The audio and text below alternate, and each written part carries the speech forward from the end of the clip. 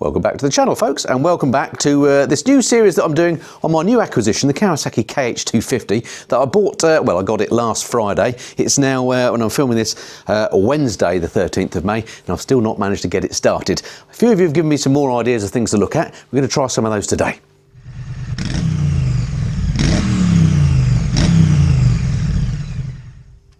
Hey kids, it's Mr. Fly here, hope you're well and welcome back to the channel. And before I get cracking with the bike, I must say a huge thank you once again to everybody that watched the last video and provided comments. Again, when I looked at the video, it had over 1,000 comments and loads of bits of advice as to what I should do next. So today is a horrible day, it's raining pretty hard outside. In fact, it was hailing as I came in the garage. So I haven't been able to get all my bikes out of the way, so it's a bit tight in here. So basically, the conclusions, the summary so far, I've fiddled about with the bike, I've tried to start it, it won't start, and I've diagnosed the fact that I've got an issue with the electrics, because when you turn the handlebars one way, the electrics come on, when you turn the other way, they don't come on. So that kind of implies, doesn't it, that there's something, a cable probably stretching either around the headstock area here or within the headlight itself, which is where all the cabling lives. And lots of people said the same thing. So there's that. And then the other thing that lots of people said, and something that I was thinking about doing anyway, is I should check the spark plugs now, because apparently on the last video, somebody counted this, I kicked the bike over 53 times before I gave up. And that sort of explains why my hip is rather hurting. I'm having a scan on it soon. I think I might need that replaced. Anyway, that's another story. Yeah, so the plugs need sorting out too. There's one issue with that. I don't actually have a plug spanner, so I can't get them out to see if they're wet or need cleaning. I can check for spark, of course, by trying one of the other plugs that are under the seats, holding it against the engine, turning it over, seeing if there's a spark. So I may get to do that. However, at some point I'm going to have to take the plugs out, of course, so I have ordered a little toolkit, an original KH250 one off of eBay that should be here either later today or tomorrow. So hopefully during this video at some point I'll get the plugs out and have a look at those too. But for right now, I'm going to take this headlight apart, have a look what sort of a bird's nest is in there, see if I can identify any sort of snags, any disconnected connectors, that sort of thing. Right, let's get on with it. Oh, I must just add, on the lack of me having a spark plug socket in the garage, I did think that there probably would be one in a toolkit already on one of my bikes. So I had a vague remembrance that there was a toolkit on Mrs. Flyer's Kawasaki, and indeed there is under the seat. So I had a look at that, no spark plug socket in there, just other tools. So that went back under a seat. I thought, oh, I think the Royal Enfield's got a toolkit on it. I had a look under the seat there. It ain't there anymore. Maybe it disappeared when it was being customised, I don't know, but there's no toolkit there either, and I don't actually have a spark plug socket, as I say. So anyway, that will be resolved, hopefully with the kit that comes either later today or tomorrow, so I'll be able to get the spark plugs out proper. Anyway, that's for after I've done the light, because there's no point even trying to test for a spark if I've got no electrics, is there? So the electrics definitely has to be fixed first, so that's what I'm going to do now. Looking at the headlight here, it looks like there's a couple of screws here. There's one there, and there's one there. I reckon if I take those out, I'll be able to pop that off, and I'm kind of expecting there'll be a bit of a bird's nest under there. Hopefully I'll be able to get it back, but there might be something obvious. There might be like a connector block or something that's become disconnected, and that could be all what my problem is. So I'm going to get the screwdriver, take that off, have a look. Talking of tools and toolkits, I should also, of course, buy myself a set of Japanese screws. They've got a slightly different, I mean, I'm just using, I'm not sure what this is actually, just a Halford Special. It says PZ on it, so it's probably a posi drive. But Japanese bikes have slightly different screw heads. They look like Phillips, but they're not. They're called JIS. I think it's Japanese Industrial Standard or something. So I might have to pop to Halfords at some point and get myself a set of those as well, or get onto Amazon. It's just, again, going to be something handy to have when I'm looking after this bike, because I imagine over the years I'm going to have all sorts of fun and games with this, and I'm learning a lot already, so it's part of the fun of it and part of the reason why I bought this bike. My worry with this is I'm going to take these out and there's going to be an utter bird's nest in here, and I won't be able to get the light back in again, and then I'll have to call the cavalry in at some point. And if I can't get this going by looking at the electrical problem, fixing that, and then sorting out potentially plugs and a flooded engine, then I may need to get some experts involved. And luckily, I do know a few of those. Right, so that's that done. Before I pull that off, though, I just wanted to show you, look, on the floor I've noticed down here, as this has been sat overnight, can you just see there are 3 little oil spots there? So I've obviously got a little bit of an oil leak as well from somewhere. Or is that normal for one of these? Let me see if I can see where it's coming from. So I've got the camera at a bit of an odd angle, but I can see there's a couple of drips just here, look. And it's definitely oil, it's not petrol. So that's dripping onto that part of the exhaust from somewhere. And looking in here, I can't see where it's coming from, but clearly there's a little oil leak somewhere. underneath there. I wonder if it's coming out. I assume that's the oil sump plug there where the engine oil comes out. Is that? That's dry as a bone. I wonder where that's coming from. Ah, looks like it's here, there's some, look. Don't know. Anyway, it's only a small amount, so I'm hoping that's not a major issue, but that's something else I'm going to have to look into at some point. All part of the fun, I'm told. This video is sponsored by Bikesure, the UK's largest independent motorcycle insurance broker. Get a quote from Bikesure tailored to your exact needs for your bike, trike, scooter or moped. In fact, they'll insure anything on two wheels, including multi-bike policies. Click on the link below for full details. All right, having taken those two screws out, let's see what this is like. Now, having bought the workshop man, it doesn't actually tell you how to take the headlight off, so, oh, there you go, just falls out like that. So, what have we here then? Not quite as much of a bird's nest as I thought. Let me just go through, what can I do with that to stop it dropping anywhere? Let's just let that dangle a moment, and I'm just going to go through each of these and see if I can see that any are loose. So just bear with me.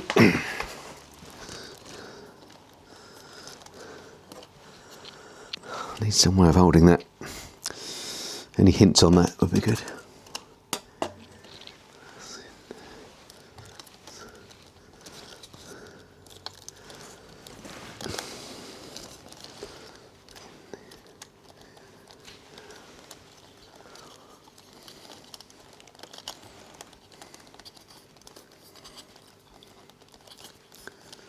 Aha, I've just noticed, I don't know if you can see with the camera, see this white block here, look? That there looks to be quite loose. Could that be it? I'll just see if I can properly seat that home, and then maybe I'll turn the bike on. There we go, push that in. Let's see if that's our culprit. I'm now thinking, actually, I probably should have disconnected the battery before I started poking about in there, shouldn't I? One for next time. I'm just going to turn the light on and see if I get the bike on, sorry, and see if I get that neutral light. And then I'll turn the handlebars. Right, now the handlebars are already pointing left, and we know that the light came on when it's left. Somebody said yesterday, by the way, to charge the battery up, so I have charged the battery up overnight. Somebody said, why is your headlight light on all the time? It's not on all the time, that's just a bit of blue plastic. I thought it was, that's just the way it is. That's not actually on. It would be different to that if it was on. Anyway, let's turn the key. I'm expecting the neutral light to go on, because it did in this position yesterday. There we go, that's absolutely fine. Let me just try the indicators. Yeah, they're working on that side and that side, okay. What if I turn the lights on? Do I get a rear light? Yep, rear light's on. Front light's on, we can see dangling down there. Okay, so the electrics are all good in this position. Now comes the moment of truth. If I move the handlebars, I'm gonna sit on the bike without making that flipping headlight bounce around on the front. Look at that, it's staying on all the time. So I wonder if it was that little connection that I wiggled. I suspect it might be. I've got great hope that has fixed the electrical problem. That is brilliant. So I think what I'll do, I won't bore you with it, but I'll get a little bit of black insulation tape, stick it on there, make sure that stays in that socket properly. I'll just make sure everything else is clipped in properly, and then I'll try and bundle that all back in again. So maybe that was the simple electrical problem fixed. Blimey, I'm getting good at this.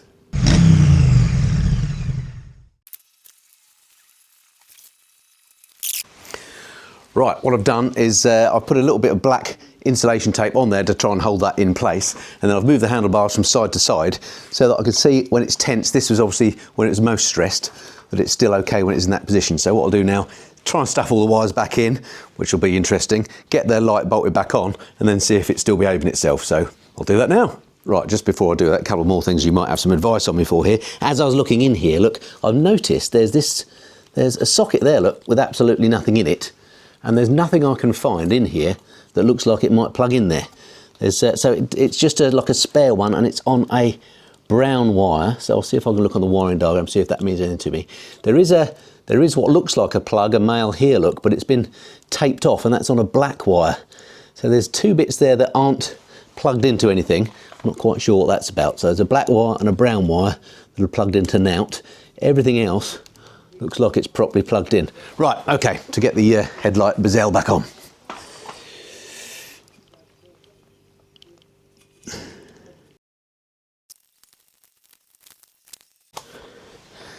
Alrighty, that's the headlight bolted back up again. A little bit fiddly, but doable. Let's just check if we've still got all the lights that we should have. Right, so if you remember before when it was pointing right, the light didn't come on, the neutral light. Oh, look at that, now it does. Now if I just give them a bit of a firm wiggle, look at that. Staying on both sides, and I have to say, the whole steering head feels a lot easier. I think there's some proper fouling up going in there. Whatever I've moved, that has definitely made a big difference. Brilliant. Okay, good. So I've got electrics. Next thing then, check the sparks. I'm going to get one of the plugs out from under the seat, pull off one of the HT leads, hold it against the engine, kick it over, see if I can see a spark. Not quite sure I'm going to do this on my own, because it strikes me sat here kicking, holding a camera and holding a... It's going to be complicated. Anyway, we'll see how it goes. What could possibly go wrong? Right, now if you watched my other couple of videos on this bike, you may remember there are spark plugs kept under the seat, and given I don't yet have a socket to undo the spark plugs that are in there, I use one of these, which look all right, I think. Yeah, we'll use that and see if we can get a spark. Pop that down. Right, then if we pull that off there we go, plug that in there, like so. Hopefully, now I don't know if you're going to see on this camera, I'll get it as close as I can. If I touch it to the fin there, presumably, or maybe even an engine casing, I don't know, maybe the fin. Touching it there, I should be able to see a spark when I turn it over with the kickstart. Now this is going to be a bit tricky, as I say, but I've got the camera there on sort of a tripod. Let's give it a go. I don't need to do anything wild. I'm not turning the fuel on or anything like that. Right. Let's turn it on. We've got the neutral light. I'm going to turn it to run. And then, right, let's see if I can see a spark while I kick it. And those of you that know about these things will know what's coming next. If you've of a nervous disposition, look away now. Ow! I didn't feel a spark, but I did feel an electric shock up my arm. So there's definitely electricity getting to that. So we'll assume the spark's all right. Nobody told me not to hold the spark plug with my bare arm while I did it. Ouch. Right, well that was fun, wasn't it? I'm sure I'll come in for plenty of stick for that, but you don't know what you don't know, do you? It's a learning experience all the time, but what I have ascertained is there's definitely power getting to those spark plugs. So let's do a little bit of a summary then of what we've done so far. Number one, I'm quite chuffed that I seem to have fixed that electrical gremlin, so really pleased with myself there. Thank you for everybody that suggested that. I'm pleased that I've checked that there is power getting to the spark plugs. The next thing to do, of course, is to whip those spark plugs out, because I may have flooded it from all those kicks yesterday, and just check that they're not all wet.